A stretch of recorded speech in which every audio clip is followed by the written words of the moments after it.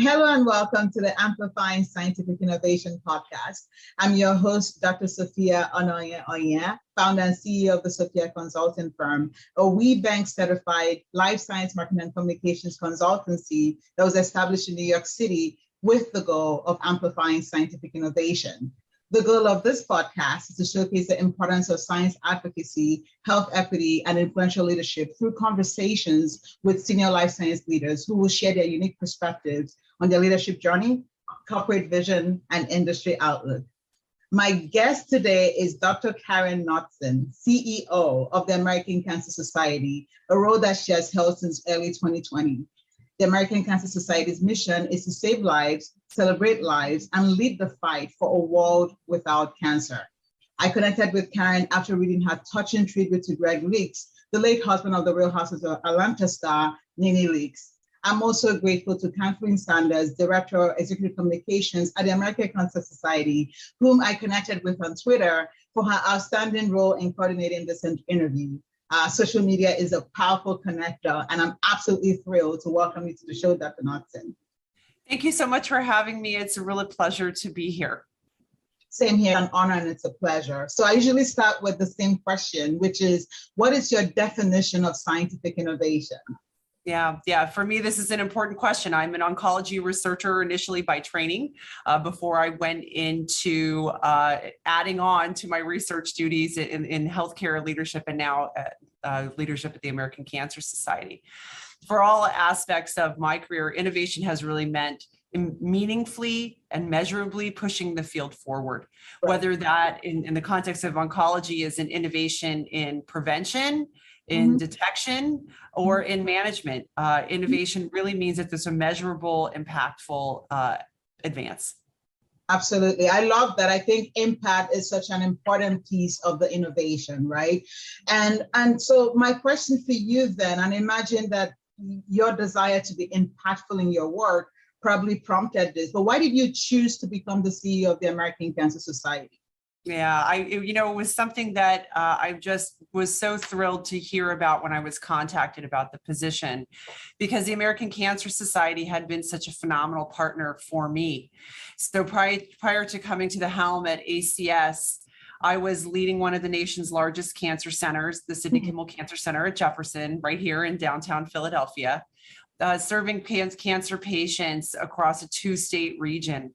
It's the case that when I needed pilot funds to spearhead a scientific advance, to fund a best and brightest oncology researcher who had a bold new concept that needed funding, ACS was my partner. So I was very grateful for their ability to fund extramural research. But it's also the case that when I wanted to link arms toward enhancing access to care through advocacy, ACS's advocacy arm was my partner, whether that was at the local level, state, or national, in terms of affecting change through legislation and regulation. But the thing that really grabbed my heart at ACS was that third component, and that's direct patient support. So we were delivering cancer across a very diverse, heterogeneous, high cancer incidence, high cancer mortality region. Yeah. And ACS was my partner in providing transportation for my patients who had none so that they could come to care, providing lodging to patients who needed to be close to the cancer center and could not afford to do so, providing educational materials for every patient who walked through the door, and providing navigators to help patients complete care.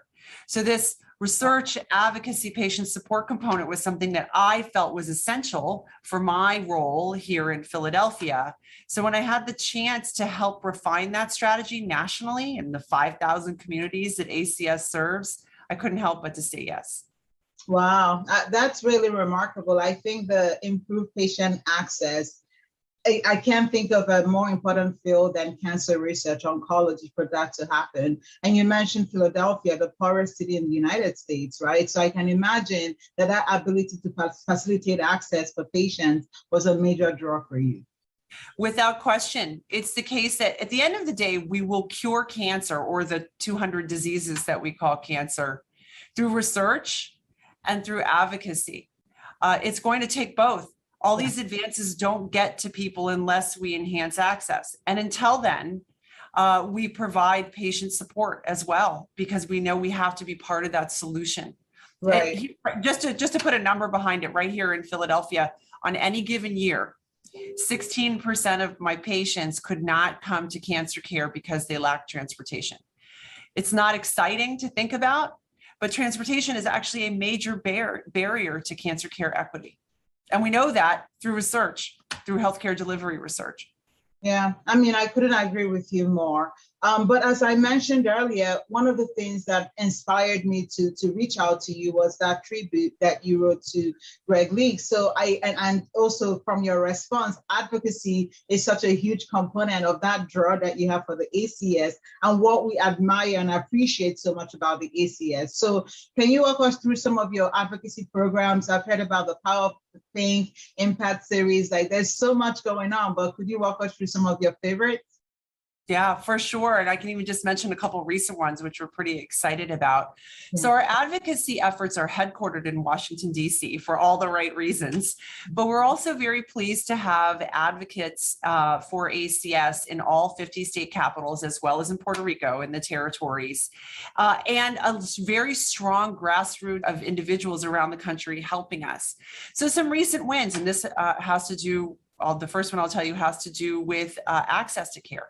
So right. We know that care for lung cancer patients, or the vast majority of lung cancer patients is improved when they have what's called biomarker testing. So using science to appropriately match the tumor's profile to the best therapy for that individual.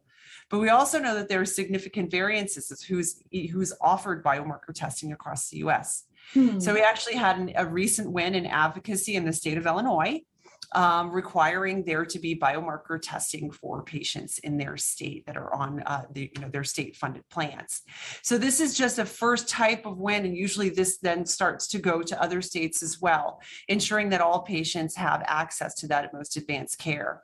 And that advocacy is fueled by data from our own research group, or the research that we fund across the country. So it's where these pieces of ACS come together.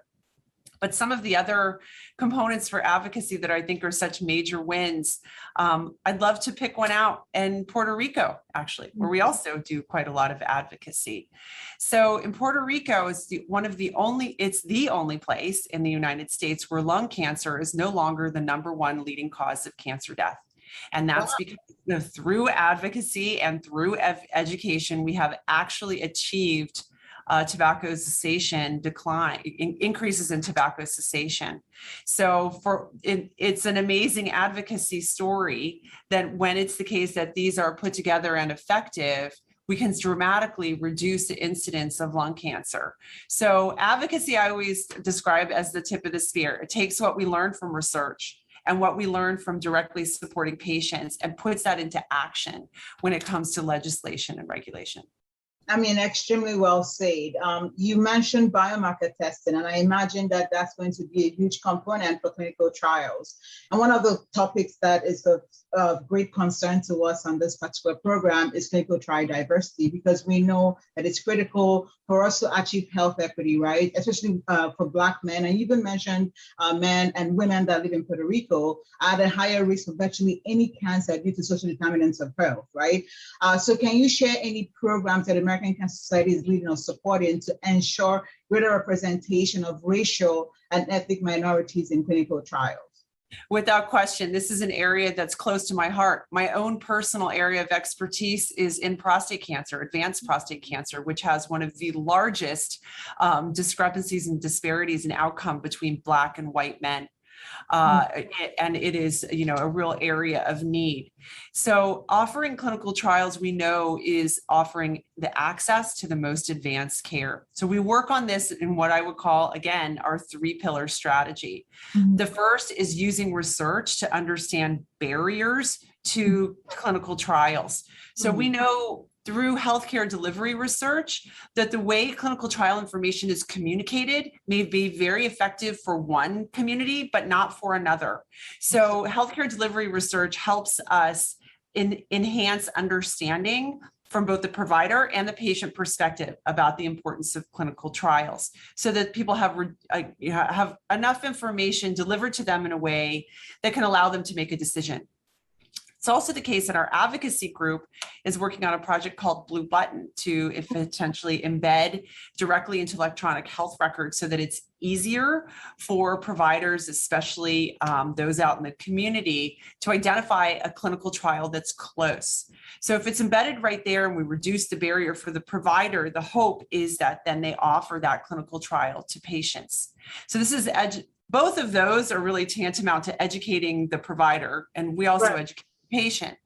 But the third component, which I think is really important, is I mentioned that until we have better access to care, ACS patient support components are really important. This is also why we fund patient navigators in the most needy cancer centers and health systems.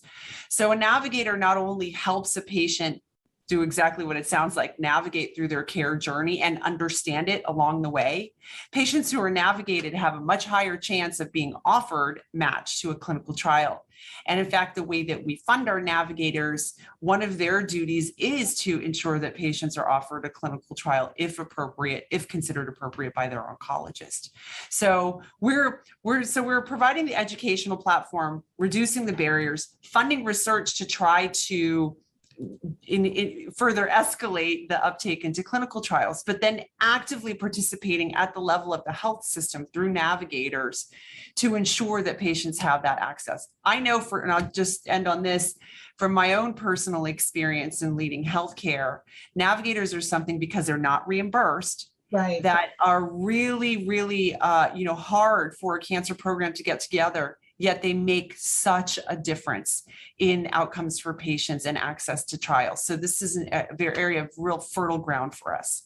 Yeah, so my background is in research as well. And I remember one of my first programs was working with community health workers in Toledo, Ohio, to ensure better patient access. Because to your point, you might think transportation is a moot point, right? People have Uber, right? You can just press an app and you get there, but it's not so easy, right? For a lot of people that are socioeconomically disadvantaged. So thank you for emphasizing that.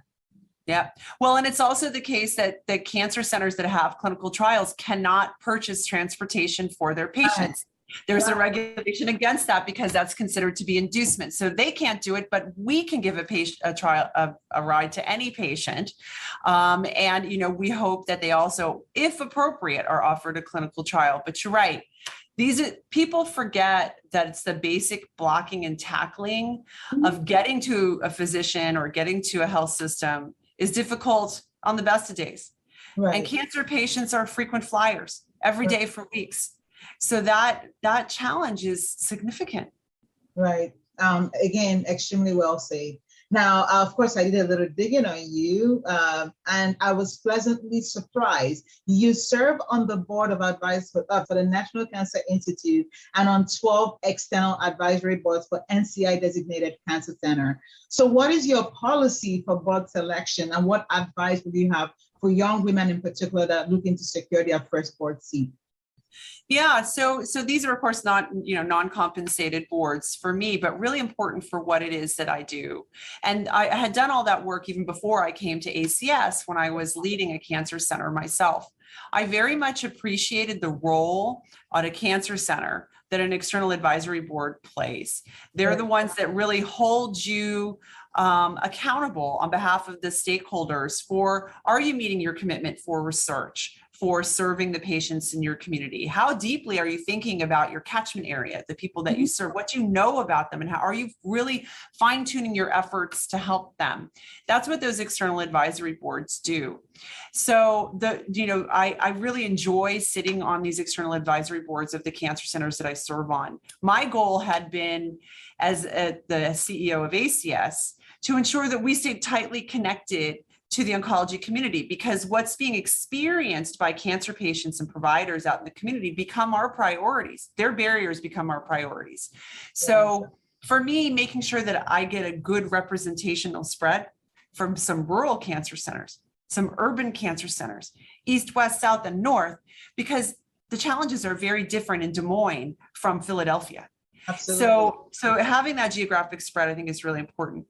At the NCI, for the Board of Scientific Advisors, it's such a wonderful organization and group of real just thought leaders across the country that can help truly affect change by helping shape where NCI's priorities go in terms of funding specific areas of research that had been underfunded, like pediatric cancers in the past, although we're, really seeing dramatic changes there, but things that really needed to be highlighted. So in a word, what I would say is, much like research, board choice is where you think that your opinion can be impactful, but also where you can learn from that group and bring it back into your own organization or industry to help affect positive change, because all of these people are my partners in the fight against cancer.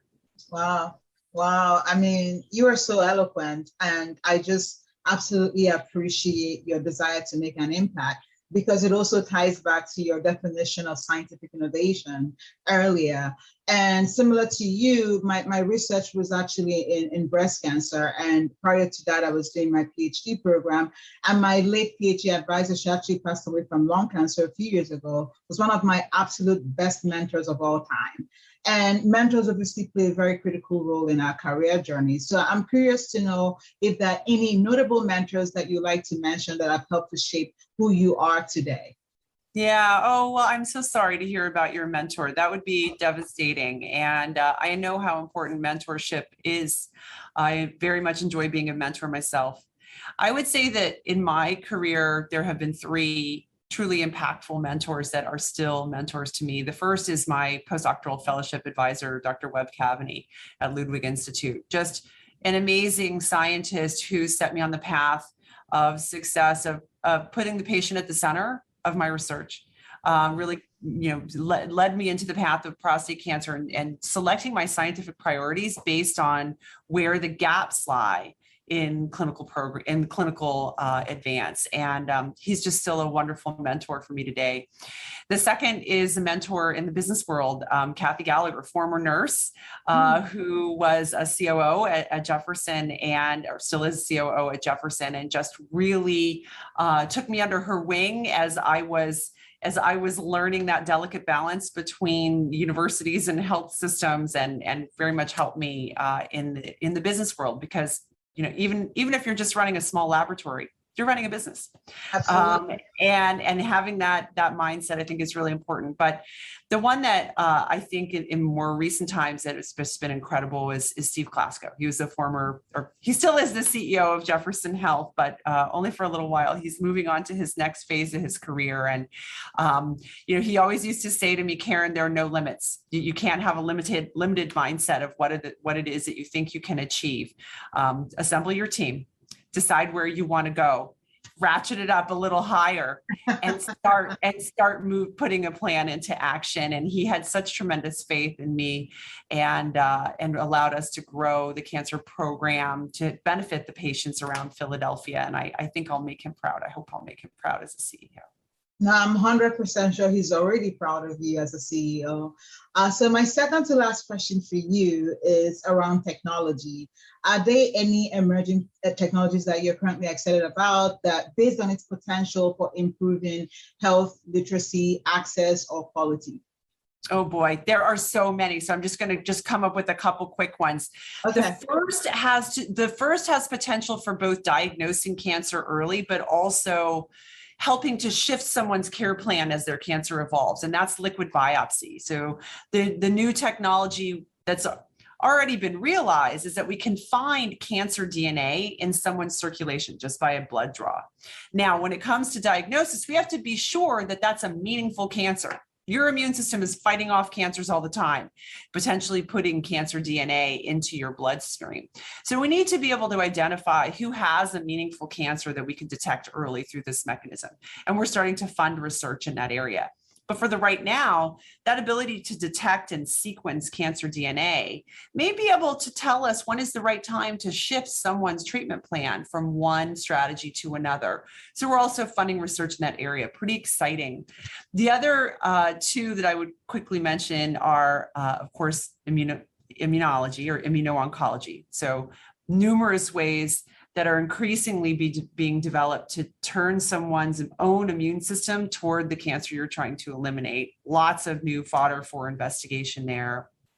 And then the last I would say is smart therapy. So understanding what cancer cells, what we may be able to attract specifically to a cancer cell and not to non-cancerous tissue around, and attach either radiation therapy or attach chemotherapy to it so that we're having truly more precise targeting of cancers without all the ancillary secondary effects of cancer is a pretty exciting area of research right now. All three of those are bringing new hope to cancer patients. Yeah, so liquid biopsies, immuno-oncology, and smart technologies. I think obviously with the pandemic, the last one that you mentioned, people are looking at their phones as well as tools for resources for education and such. So thank you for mentioning that. Now, my final question is very simple. Do you have any other thoughts or commentary that you'd like to share with our audience before we wrap? Yeah, I really want to thank you for running this series. I think it's so incredibly important. And, I can't help but to think that through conversations like these, there'll be someone who thinks, oh, maybe I should ask about a clinical trial, or maybe I should find out what my cancer screening plan should be. That's for me. And so I really applaud you and thank you for doing this. And I look forward to even more future partnership as we join forces to lead the fight for a world without cancer. Well, I'm incredibly humbled by your response, and my program will be impossible. You cannot amplify scientific innovation on your own, but I think all of us are really focused on the patients. Ultimately, how do we improve access? Because innovation, as you mentioned from the start, is nothing without that potential for impact. So thank you for gracing us with your presence, and I look forward to staying in touch. All right, me too. Thank you so much. I thank you.